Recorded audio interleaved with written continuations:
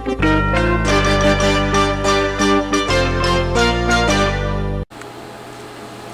Philippine Supreme Court issues a temporary restraining order on anti-cybercrime law. The fight for internet freedom in the Philippines took a turn for the better after the Supreme Court issued a temporary restraining order, commonly called a TRO, suspending the implementation of Republic Act 10175, which is known to be the Cybercrime Prevention Act of 2012. The newly signed law was put on hold after the High Court unanimously decided to halt the Internet's law exertion last Tuesday. The insertion of a libel provision had caused an uproar, as the penalty for online libel was raised to a maximum prison term of 12 years. Under the existing libel law, the maximum penalty is 4 years imprisonment. Senator Teofista Gingona Jr. was the only senator who refused to sign the bill, and he was the first to challenge its legality before the High Tribunal. Senator Francis Chis Escudero later joined him, saying that the libel provision was inserted without his knowledge. The Philippines is one of the few countries in the world where libel is considered a criminal offense. In most other countries, libel is a civil offense and the penalty is usually payment to the offended party, as well as court fees. President Aquino had stood pat to sign the bill into law. The Supreme Court set oral arguments on January 15, 2013, and government agencies tasked to enforce the law were ordered to file their respective comments, represented by the Office of the Solicitor General. Well, at least 15 petitions have been filed before the court, challenging the cybercrime law's constitutionality, which took effect last October 3rd.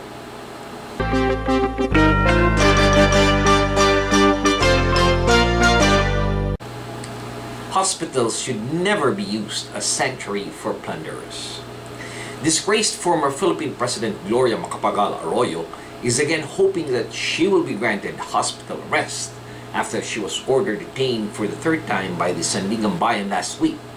She was previously ordered arrested for a role in the scandalous ZTE-NBN deal and for a separate case of electoral sabotage.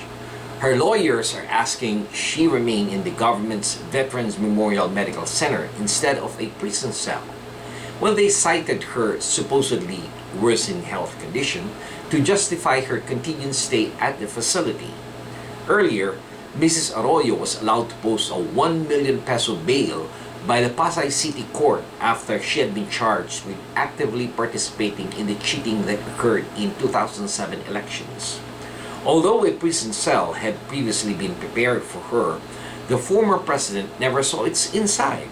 The reason? She was also under hospital arrest. The special treatment sought by the former chief executive is a constant source of frustration for the majority of the Filipino people who are considered poor.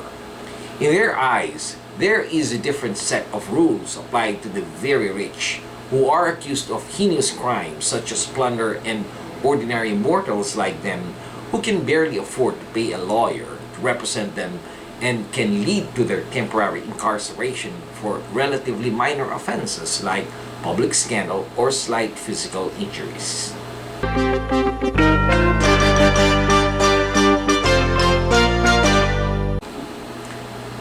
The Philippines sees naval port as vital to the United States.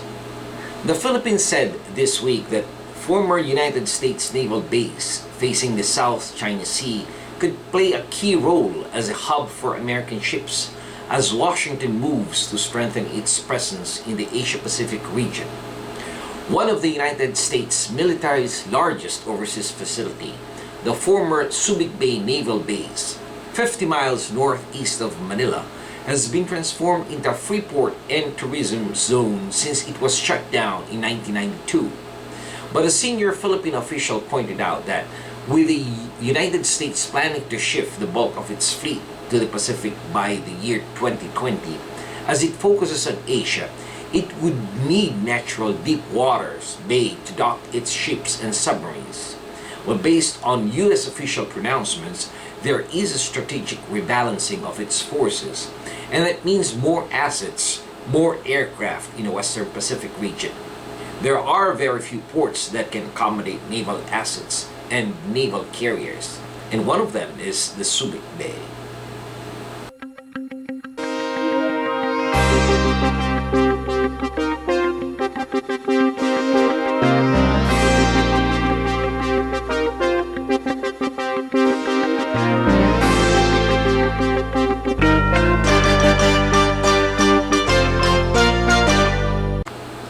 Philippine News wins at 2 top awards for reporting.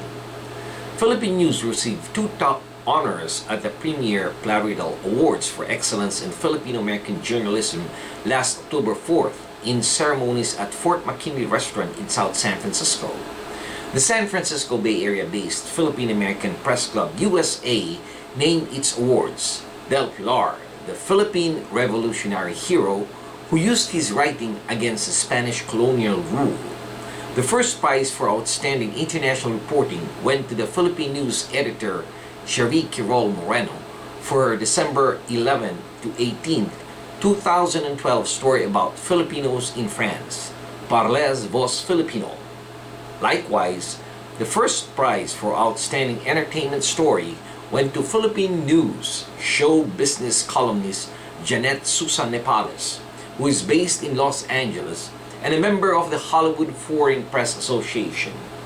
Her columns cited was Magno Rubio in Tagalog, which was published last November 18 to 24, 2011. Philippine Consul General Marciano Painor, presenter of the Outstanding International Reporting Award, said Quirol Moreno was unable to attend these ceremonies because she was at the annual October Domestic Violence Awareness Month Prevention Forum staged by the nonprofit Alice, which she founded 9 years ago.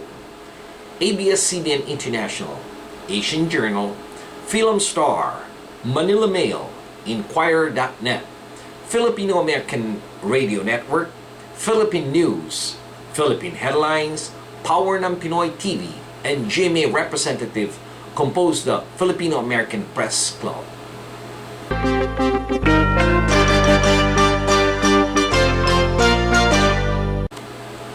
Filipino Flash Donaire faces his toughest foe yet.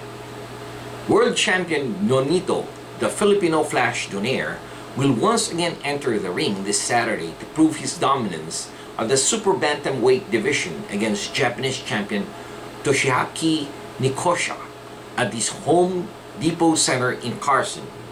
Donaire, who is coming off his recent victory against African world champion Jeffrey Methabula last July, will be attempting to conquer the 122 pounds division by unifying his WBO and IBF championship belt with Nikosha's WBC diamond belt and the Ring Magazine championship belt, and being a step closer to his goal of becoming the undisputed champion.